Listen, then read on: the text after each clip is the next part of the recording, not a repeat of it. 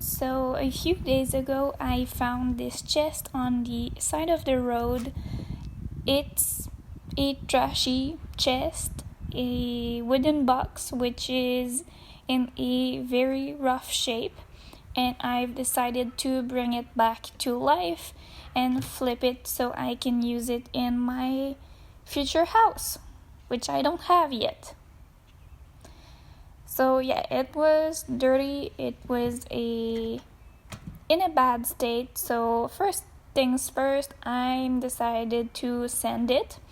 So make sure to protect your eyes, your nose, as well as your hair, which as I didn't do first. So this is a clip of me tying my hair, especially using power tools. That's safe.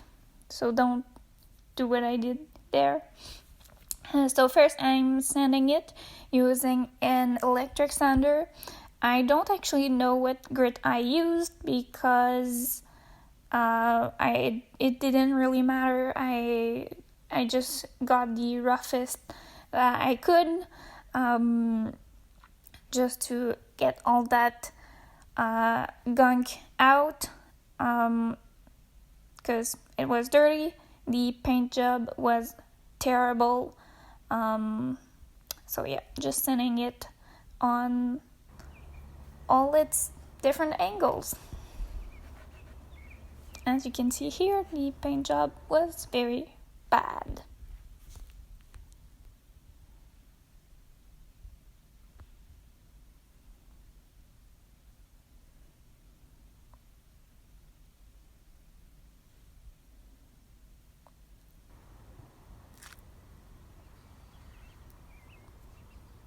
There's also a couple of chips that needed taken care of, as well as nails and screws that weren't completely all the way into it. So all these holes, chips, bumps, bruises needed wood filling. Nails and screws needed hammering. And I've used this polyfiller to fill some holes as well as cracks, but I should have used wood fillers for these little holes and used the polyfiller for all the seams and cracks, because it kind of expands, so it's better for cracks. And I'm using this spatula thing to flatten it out and remove the excess.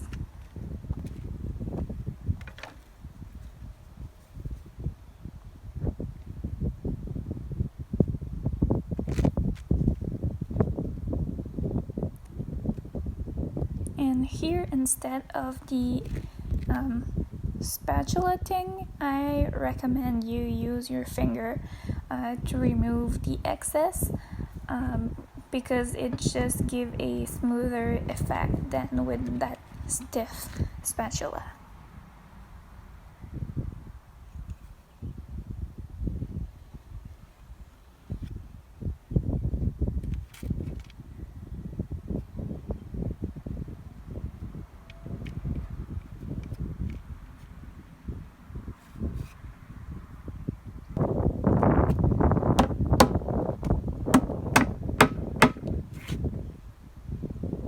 Some more hammering, because we don't want these nails to stick out. We want them in, and if necessary, we can use wood filler to cover the hole.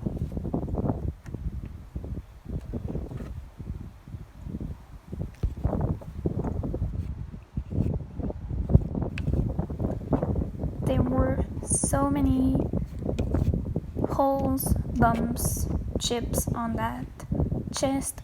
Like, I spent so much time filling all of these, and I don't even think I got them all. Next up, I'm using this very strong wood glue to glue that panel that was out, and I use that rock or that concrete block to weigh it down and make sure it stayed in place and dried very tight.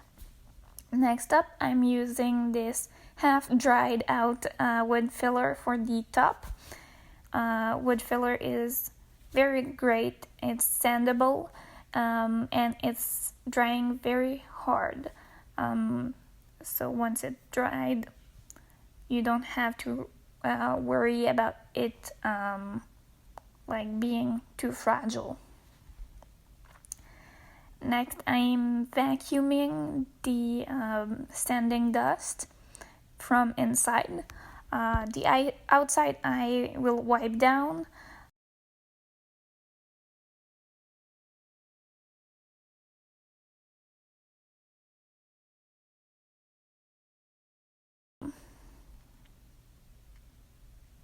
So I gave it a good clean before I took it inside for the rest of the rhino.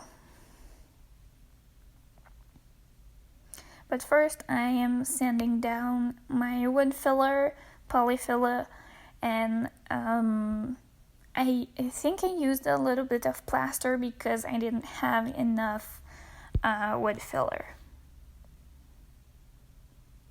But definitely recommend you use wood filler over plaster or some sort of joint compound.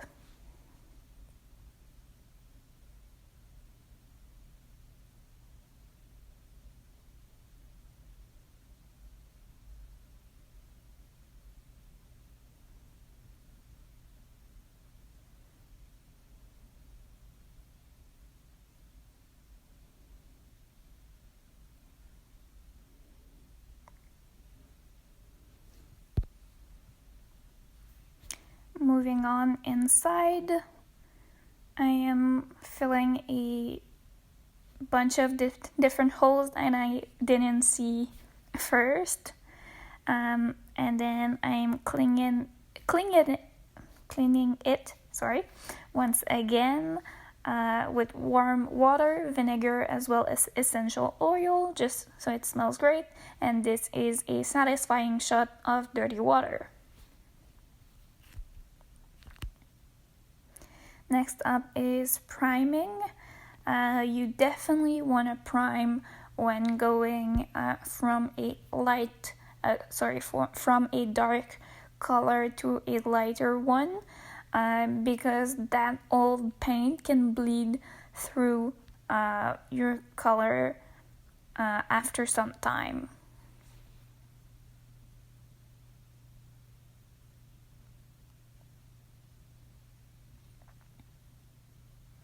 Next up is paint. I'm using, again, leftovers, just like the primer was a leftover.